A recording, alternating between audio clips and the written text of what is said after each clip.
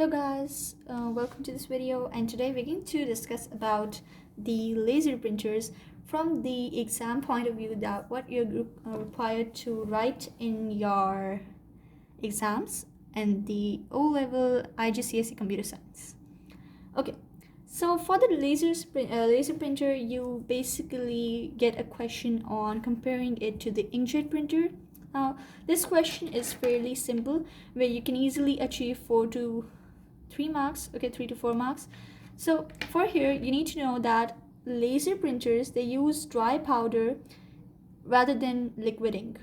Okay, that's fairly simple to remember, that they are using the dry powder because as they make use of static electricity, so liquid ink is not required. So here you are basically using static electricity to produce text and images, while in your inkjet printers we were using the technologies such as piezoelectric and thermobubble, which are discussed in the previous video.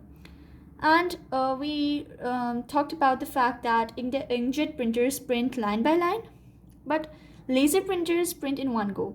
So that it means that it enables faster printing compared to your inkjet printers. Okay, but obviously with advantages comes disadvantages. So however, it leaves a larger footprint.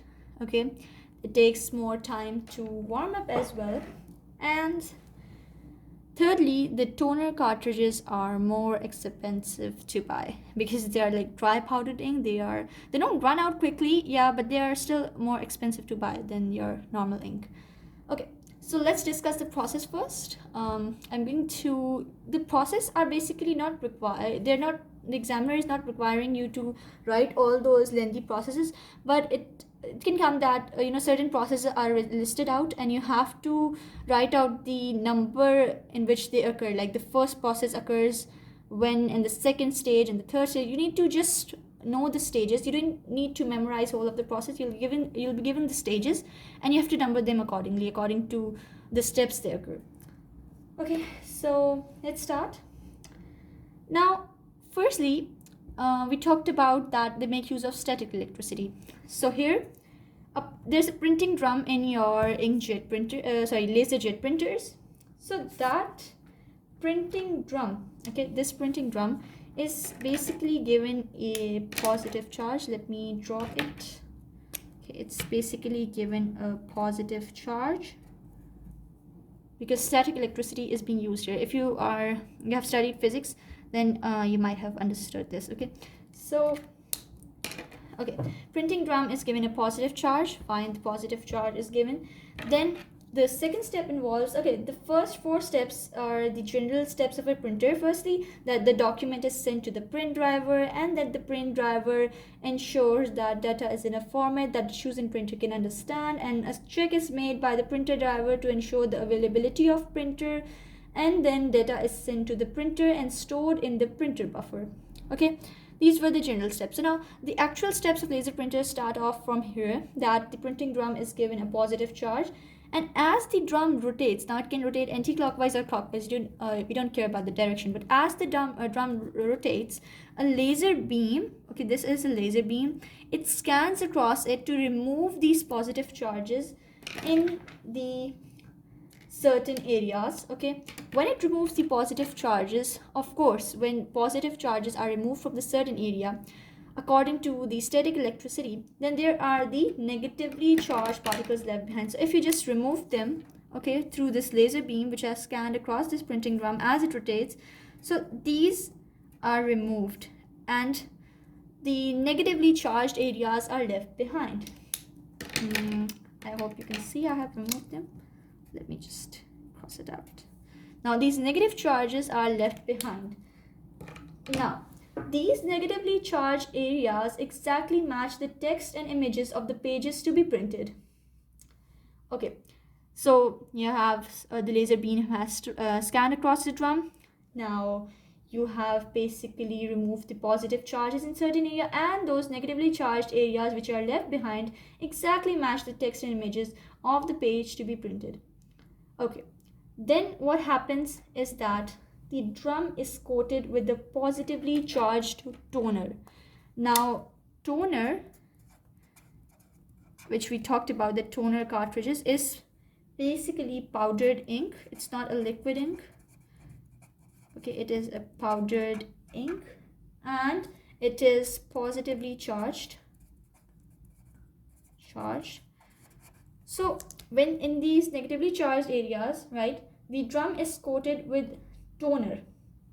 Okay, so since the drum is positively charged, positive and negative charges, they attract, opposite charges attract. That means that when you put the toner over there, okay, so the positively charged toner, it sticks to the negatively charged parts of the drum. Okay, the parts of the drum which were negatively charged. Now the negatively charged sheet, okay, now this sheet of paper is basically negatively charged. So now let's use another color for the sheet of paper. So a negatively charged, this sheet of paper is negatively charged, is rolled over the drum. Now how do I draw it? But basically it rolls over the drum, right? So it is negatively charged, and this is basically the drum. Okay, so the toner on the drum, it is positively charged, and the page is negatively charged, so opposite charges, they attract, right? So it means that the toner, okay, on the drum, it sticks to the paper to produce the exact copy of the page sent to the printer. Okay, so now the copy is produced. Okay, and then to prevent the paper sticking to the drum, the electric charge on the paper is removed after one rotation of the drum. Okay, since due to these attraction stuff, okay, you need to make sure that the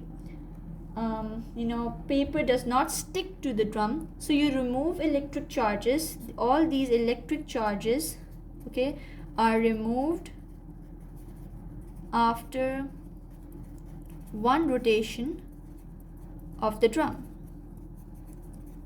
Okay, and there you get your sheet of printer. So okay, but wait, before that the paper goes through a fuser.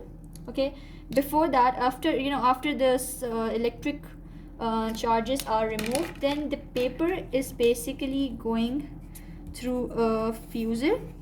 Okay, this is a fuser. It is basically a set of heated rollers, okay, where the heat melts the ink. Now this powdered ink is melted, which was fixed through the static electricity, right, through the forces of attraction. Now it melts the ink onto the paper, so that it fixes permanently onto the paper. And at last, the very last step of this printer, that a discharge lamp. Now you can imagine it as a lamp, a normal lamp you have, because we're not concerned with the hardware of this in our syllabus yet. So you can see that this discharge lamp, it removes all the electric charges from the drum. Now all the electric charges are removed from this drum, so that the printer is ready for the next image to be printed. So laser printers are extremely useful for printing the flyers, and on industrial scale they are great, because you can print faster, through the faster speed of printing you can speed multiple things, okay, multiple documents. So this was all you need to know about laser printers. The steps you can go through the book once again, so these are clear, but the main idea is that you need to have the concept on how this laser printer works. And the main idea in laser printers is this static electricity. So I'll see you in the next video with the 3D printers.